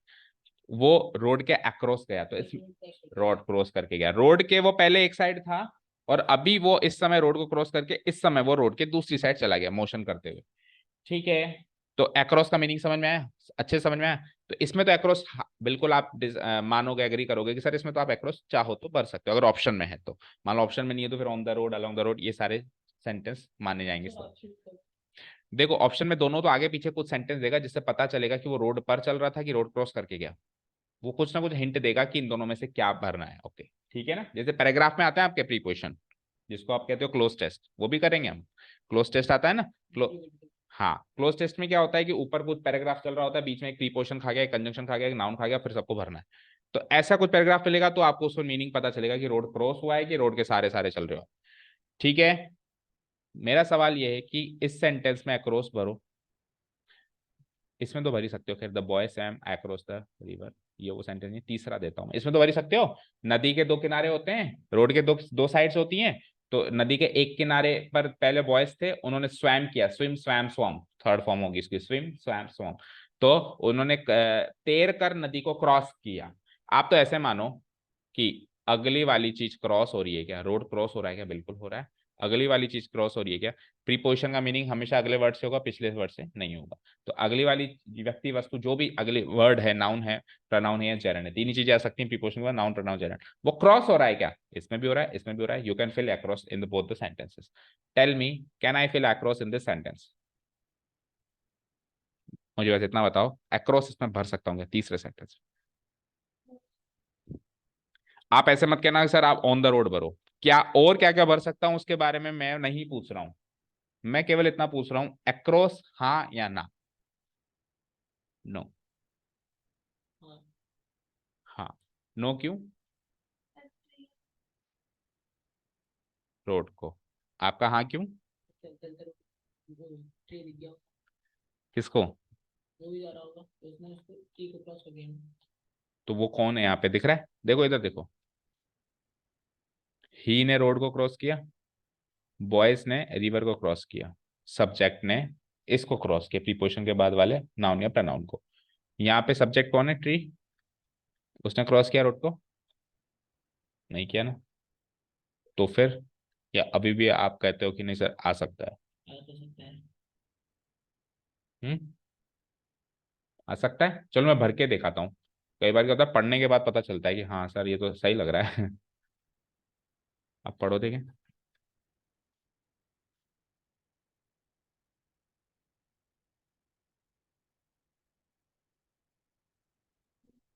अच्छा ही लग रहा है। आ सकता है। ये एक एरो दूसरा नहीं देखा आपने, एक्रॉस का दूसरा रूल तो बताया नहीं मैंने। एक्रॉस का एक रूल है from one side to another side, across का दूसरा रूल है ऑन द अदर साइड। इसमें आप बस ये कह रहे हो कि देखो रोड के उस बगल उस साइड पे एक ट्री है, आप खुद रोड के एक साइड हो और आप डिमॉन्स्ट्रेट करवा रहे हो, दिखा रहे हो कि देखो रोड के उस साइड पे ट्री है। तो अब आप कहोगे कि सर हमको कैसे पता चलेगा कि कब तो क्रॉस करने वाला रूल है और कब क्रॉस करने वाला रूल नहीं है? तो सिंपल सा लॉजिक है, अगर सब्जेक्ट एक्शन करे तब तो ये रूल चलता है, सब्जेक्ट एक्शन नहीं करे तो ये रूल चलता है। अब सब्जेक्ट एक्शन कर रहा है कि नहीं कर रहा है, देखो ये वेंट का एक्शन सब्जेक्ट कर रहा है ही, ये स्वयं का एक्शन सब्जेक्ट कर रहा है बॉयज। यहाँ पे ट्री कोई एक्शन कर रहा है क्या? ट्री को तो बताया जा रहा है, ट्री तो बी वर्ब से कनेक्टेड है, बी वर्ब में कोई एक्शन नहीं होता ना। तो इसमें नो एक्शन वाला रूल है। तो नो एक्शन वाले रूल में हम एक्रॉस को तोड़ के कैसे डिफाइन करेंगे, ऑन द अदर साइड। और जब एक्शन हो रहा है तब कैसे डिफाइन करेंगे, from one side to the other. That means इन तीनों सेंटेंस में मैं एक्रॉस को काट के और ये वर्ड्स भर सकता हूं। जब एक्शन सब्जेक्ट एक्शन कर रहा है तो मैं क्या भर सकता हूं, फ्रॉम, जैसे कि he went from one side to the other side of the road. ठीक है, the boy swam from one side of the river to the other side of the river. अब इसमें मैं ऐसे नहीं भर सकता कि there is a tree from one side to other side, इसमें क्या भर सकता हूं मैं, there is a tree on the other side of the road, क्योंकि एक्शन नहीं हो रहा, बट मैं अक्रॉस भर जरूर सकता हूँ। इन शॉर्ट अक्रॉस आप दो जगह भर सकते हो, जब एक एक्शन करने वाला सब्जेक्ट किसी व्यक्ति वस्तु को क्रॉस करे, या फिर एक्शन नहीं करने वाले व्यक्ति या वस्तु को आप किसी वस्तु के एक साइड से दूसरी साइड पर दर्शा रहे हो, तो भी आप एक्रॉस लिख सकते हो। क्लियर है? चले नेक्स्ट। तो अब थोड़ा थोड़ा डिफिकल्टी लेवल बढ़ेगा, अब हमेशा ऑन इनटू ये वाले थोड़ा ना चलेंगे, है ना, थोड़ा थोड़ा डिफिकल्टी लेवल बढ़ेगा। बट मैं कोशिश करूंगा कि ज्यादा दिक्कत ना आए। The train past dash the tunnel, preposition भरो जो भी आपके मन में आ रहा है, जो भी आप जानते हो, ओपन क्वेश्चन है ये, जो चाहो भर सकते हो। टनल समझते हो क्या? बूंदी जाते हो ना, आता है टनल, बूंदी गए हो कभी साइड, गुफा या सुरंग, सुरंग। तो पहले तो चलो भाई ये पहाड़ी इलाकों में दिखती थी, पहाड़ जहाँ होते थे वहां दिखती थी, बट हमारे लिए तो हम खुशनसीब है कि पास में ही, अगर आप कोटा तक भी जाओगे तो वो सुरंग आपको बूंदी से पहले ही मिल जाएगी। पहले नहीं थी, पहले तो उसको देखने के लिए स्पेशली पहाड़ी इलाकों में जाना पड़ता था कि सुरंग कैसी होती है, बट अभी तो है। The train passed from the tunnel. Okay, आप बताओ। बिटवीन द टनल, ना तो फ्रॉम सही है ना बिटवीन सही है, कुछ और सोचो देखें।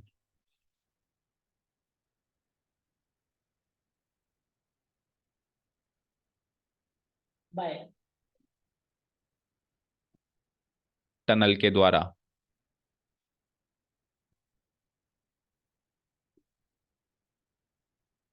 और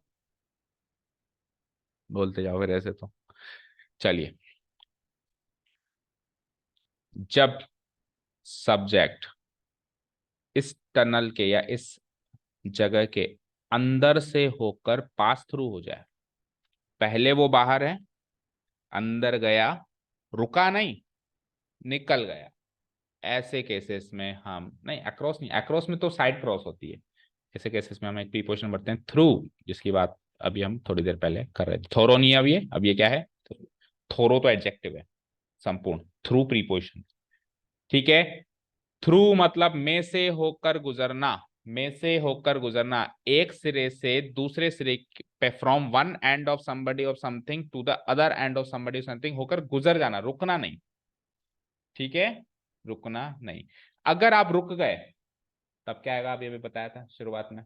सपोज करो आप टनल के अंदर घुसे और वहीं रुक गए, निकले ही नहीं, अब क्या आएगा, क्या आएगा, इनटू, इन नहीं आएगा, इनटू आएगा। इनटू में मोशन होता है, इनमें मोशन नहीं होता, तो क्या आएगा, जैसे रवि रूम के अंदर आया तो Ravi came into the room, room में रुक गया ना, लेकिन यहां से गुजर के यहां से निकल गया, तो Ravi passed through the room, समझ आया। हाँ वाया भी कर सकते हैं। देखो, वाया तो एक प्रीपोजिशन नहीं है, वाया तो कुछ डिपार्चर्स और अराइवल्स बताने का एक तरीका है, और वाया इंग्लिश वर्ड भी नहीं है, आपको बता दूं, वाया फॉरेन लैंग्वेज से बोरो किया हुआ वर्ड है ना। स्पेसिफिक केसेस में, जैसे मान लो साइंटिफिक लैंग्वेज में हम कोई वर्ड यूज करते हैं, उसको हम इंग्लिश ग्रामर का वर्ड नहीं मानेंगे, और ये कहाँ पे यूज होता है, इंटरनेशनल बॉर्डर्स के टेरिटरीज को शो करने के लिए यूज होता है। ठीक है, the train sorry Ravi passed through the room, समझ आया। और अगर रूम में रुक जाए तो Ravi came into the room, दोनों में डिफरेंस क्लियर है। ओके, तो इसमें तो हम थ्रू भर ही देंगे। आप मुझे बताओ, इस सेंटेंस में थ्रू भर सकते हैं क्या, बिल्कुल भर सकते हैं। He went through the forest, वो फॉरेस्ट में से होकर गुजरा, क्यों, to reach there in time, वहां पे समय से पहुंचने के लिए वो फॉरेस्ट के अंदर से होकर, तो फॉरेस्ट से पहले बाहर था, एंट्री करी, घुमा फिरा, गुजर गया। रुकता, रुक नहीं तो फिर वो बताता नहीं, बिखा गया उसको। ठीक है ना, क्लियर है। नेक्स्ट, इसमें थ्रू भर सकते हैं क्या,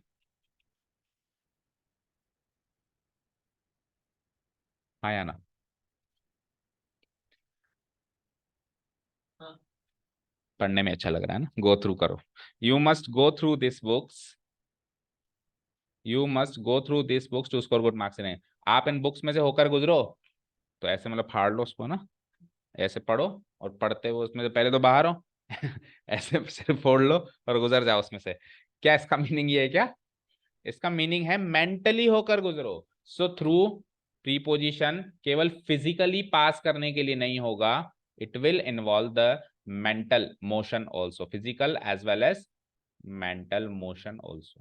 हम मेंटली उस किताबों से होकर गुजर रहे हैं, mentally. Is this thing clear to you. Go through का मतलब ये होता है, उसको पूरा चबा जाओ, खा जाओ उस किताबों को, पूरा पढ़ लो, पहले पन्ने से आखिरी पन्ने तक। Is this thing clear. तो थ्रू क्लियर है, एक्रॉस क्लियर है। एक्रॉस में साइड क्रॉस होती है, थ्रू में से आप उस वस्तु के अंदर जाते हो। अभी आप रोड के अंदर थोड़ा घुस रहे हो, बोलो, आप रोड के अंदर थोड़ा, लेकिन टनल के आप अंदर घुस रहे हो। समझ में आ गई बात, क्लियर है। आइए, तो एक आध कैटेगरी और पढ़ते हैं। He sits in the clinic dash 8 AM dash 12 PM, वो क्लिनिक पर 8 बजे से 12 बजे तक बैठता है। From to. From to, yes very good, ये तो काफी सरल भी था। ठीक है, ही इज फ्लाइंग। हाँ चलो आप बताओ। अच्छा एक और है बट ना अपन जैसे बिटवीन वाला करे थे तो उससे हाँ, बिटवीन और एंड भी भर सकते हैं, यू आर करेक्ट, बिल्कुल करेक्ट, बिटवीन और एंड भी भर सकते हैं, नो डाउट एट ऑल। पर आपको बिटवीन और एंड का कॉम्बिनेशन यूज करना पड़ेगा, या फिर आपको फ्रॉम और टू का कॉम्बिनेशन यूज करना है। आप फ्रॉम के साथ एंड का और बिटवीन के साथ टू का कॉम्बिनेशन यूज कर सकते, ठीक है, agreed. He is flying dash New York dash London, New York से लंदन, वॉशिंगटन सॉरी, वो उड़ रहा है मतलब फ्लाइट में है, फ्लाइट से जा रहा है, क्या भरेंगे, फ्रॉम टू, ठीक है। तो बिटवीन एंड भर सकते हैं, मैं मना नहीं कर रहा हूं, बट अभी फ्रॉम टू की बारी चल रही है, फ्रॉम टू के बारे में कुछ डिस्कस करना है मुझे। सवाल सुनो, ये फ्रॉम और टू इधर भी सही है, फ्रॉम और टू इधर भी सही है, सवाल है मेरा आप दोनों से, इसमें मैं फ्रॉम और टू को साथ में ही तो यूज कर रहा हूं, लेकिन क्या ऐसा कर सकता हूं कि मैं केवल फ्रॉम को यूज करूं और मैं टू वाले केस को यूज ही ना करूं, या फिर उल्टा, मैं फ्रॉम वाले केस को यूज ही ना करूं और मैं केवल टू वाले केस को यूज करूं, इसमें मैं ऐसा कर सकता हूं क्या। और दूसरा सवाल फिर अगले इसके लिए है कि क्या मैं इसमें फ्रॉम वाला केस यूज करके टू वाला केस हटा दूं, ऐसा कर सकता हूं, या फिर टू वाला केस बता के फ्रॉम वाला केस हटा दूं, यानी दोनों सेंटेंस के लिए मेरा एक ही सवाल है। कहने का मतलब यह है, इसमें से मैं दो सेंटेंस ब्रेक कर रहा हूं, देखो इधर, he sits in the clinic from 8 AM, यही स्टॉप कर दूं। दूसरा sentence, he sits in the clinic to 12 PM, from 8 AM खा जाऊं। इसमें से मैं दो सेंटेंस ब्रेक कर रहा हूँ, he is flying from New York और he is flying to Washington. तो मैं इसमें तो फ्रॉम वाला और टू वाला ब्रेक करके कर सकता हूँ, फ्रॉम वाला सही होगा, टू वाला सही होगा, या दोनों गलत होंगे, या फ्रॉम और टू साथ में ही आएंगे। कुल मिला के फ्रॉम और टू साथ में ही आते हैं, अलग अलग आ सकते हैं। फ्रॉम वाला अलग अपने तरीके से आ जाए, उसको टू की जरूरत ना रहे, टू वाला अपने तरीके से आ जाए, उसको फ्रॉम की जरूरत ना रहे, या दोनों साथ में आएंगे। नीचे वाले में तो मैं फ्रॉम और टू को अलग अलग यूज कर सकता हूँ,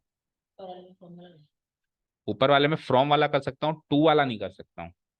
आपके क्या ख्याल है। साथ में ही आएंगे और अलग अलग बिल्कुल नहीं आएंगे, फ्रॉम भी नहीं आ सकता, टू भी नहीं आ सकता, और नीचे वाले में अलग अलग हो सकते हैं। Kritika is right. फ्रॉम और टू अगर समय को दर्शाएंगे तो भैया साथ में ही आएंगे। यदि सेंटेंस में फ्रॉम और टू का प्रयोग टाइम के लिए किया गया हो तो इनका एक साथ प्रयोग होना जरूरी है। You can not write he sits in the clinic from 8 AM, you can not like he sits in the clinic to 12 PM। आपको प्रीपोजिशंस बदलने पड़ेंगे, भी आएंगे और भी नीचे, ठीक है। फ्रॉम और टू आएंगे तो साथ में आएंगे अगर टाइम की जानकारी देना चाह रहे हैं तो। बट यदि सेंटेंस में फ्रॉम और टू का प्रयोग प्लेस के लिए किया गया है, जगह के लिए, समय के लिए, जगह के लिए, तो इनका एक साथ प्रयोग होना कोई जरूरी नहीं होता है। मैं ऐसे भी लिख सकता हूँ, he is flying from New York, वो न्यूयॉर्क से आ रहा है, मेरे को नहीं बताना कहाँ जा रहा है। मैं ऐसे भी कह सकता हूँ, he is flying to Washington, Washington जा रहा है, मेरे को नहीं बताना कहाँ से निकला। समझ गए क्या। क्लियर है, ठीक है, ठीक है, ओके। अब इस सेंटेंस में बताना। अच्छा, सिंस और फॉर, सिंस और फोर के बाद अभी इस फ्रॉम और टू से एक चीज और रिलेट होगी ना, पहले सिंस और फोर को खत्म करते हैं। सिंस और for are very very easy, है ना, टेंस में खूब पढ़ा है आप लोगों ने, बोलो। ठीक है, सबसे पहली चीज, सिंस और फोर को हम प्रेजेंट परफेक्ट कंटीन्यूअस टेंस में यूज करेंगे, बता बता के थक चुके हैं, और डिफरेंस दोनों का आपको पता है, पता है। चलो तो इनमें जल्दी से आप फिल इन द ब्लैंक्स पर फटाफट। ही हैज बीन वॉचिंग, देखो दोनों में सिंपल प्रेजेंट टेंस लिखा है मैंने, सिंस किस में आएगा, फोर किस में आएगा, बोलो कृतिका। करेक्ट, ऊपर वाले में सिंस, सिंस 9 o'clock, नीचे वाले में 4 3 hours।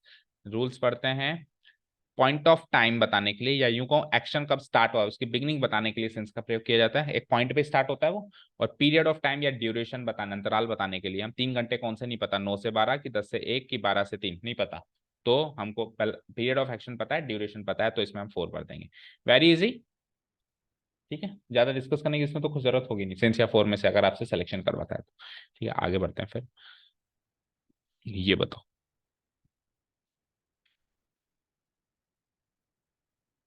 He works in the office dash 6 PM।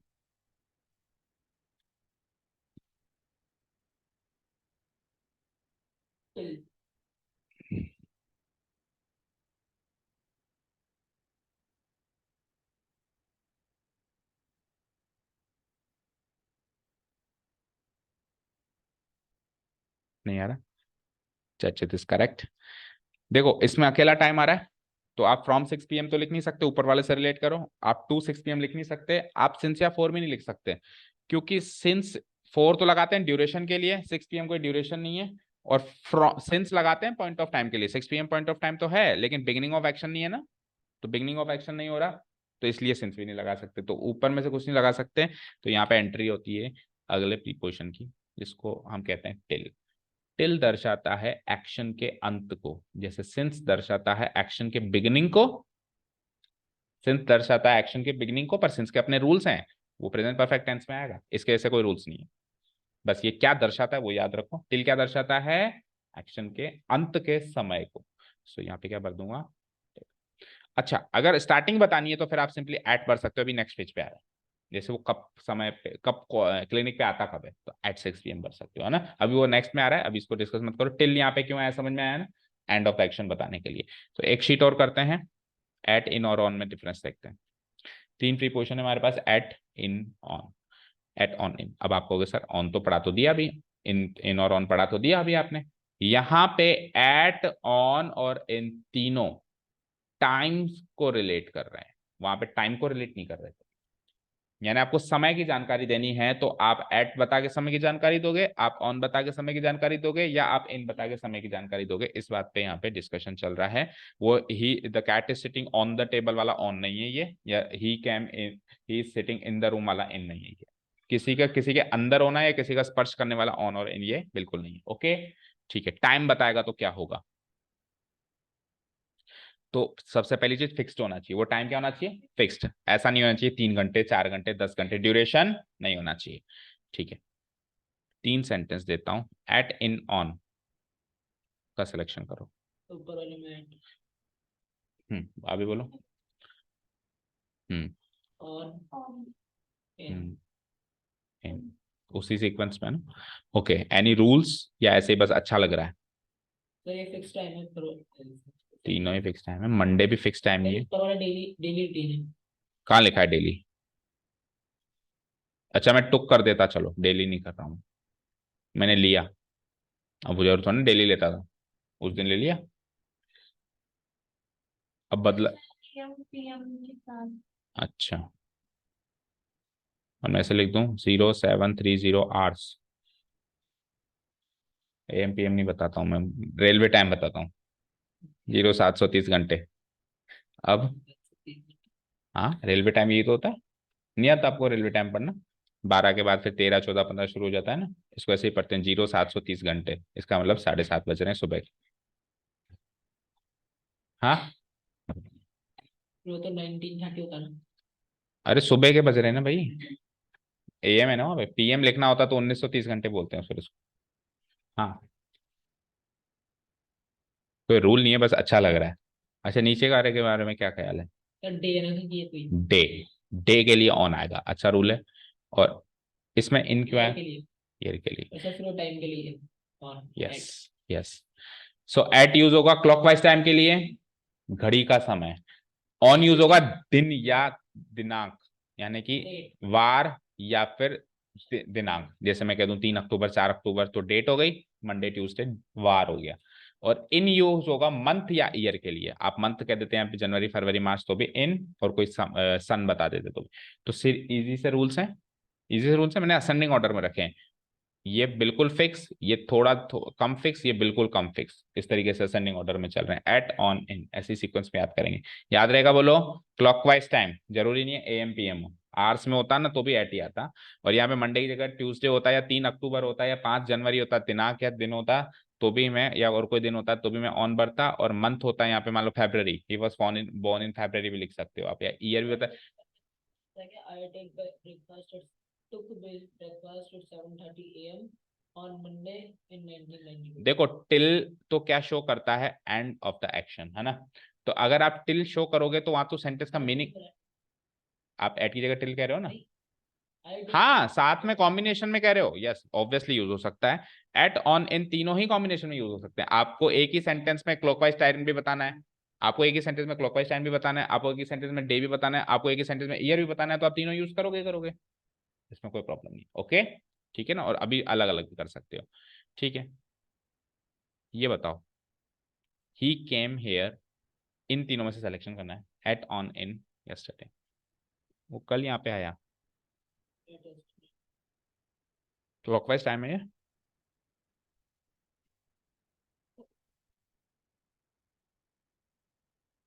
कुछ आएगा ही नहीं। कुछ आएगा ही नहीं, Okay. इन तीनों में से नहीं आएगा तो चौथा कुछ और माइंड में आ रहा हो। इन तीनों में से क्यों नहीं आएगा? क्योंकि अच्छा नहीं लग रहा। बट ये डे तो शो कर रहा है, आपने ये चीज नहीं देखी।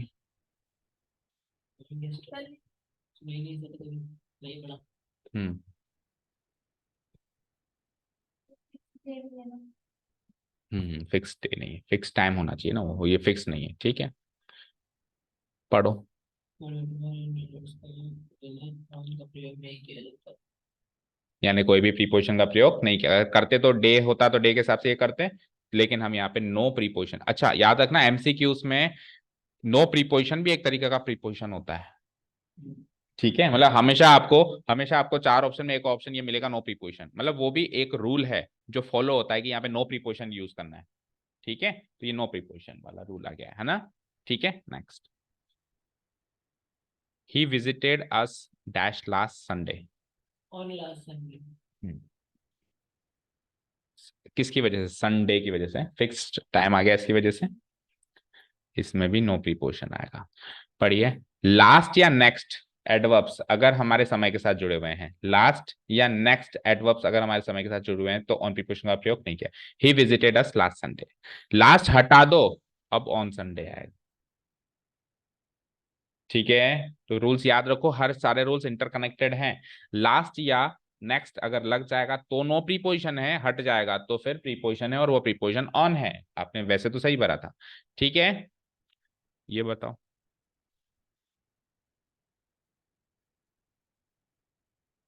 ऑन दिवाली।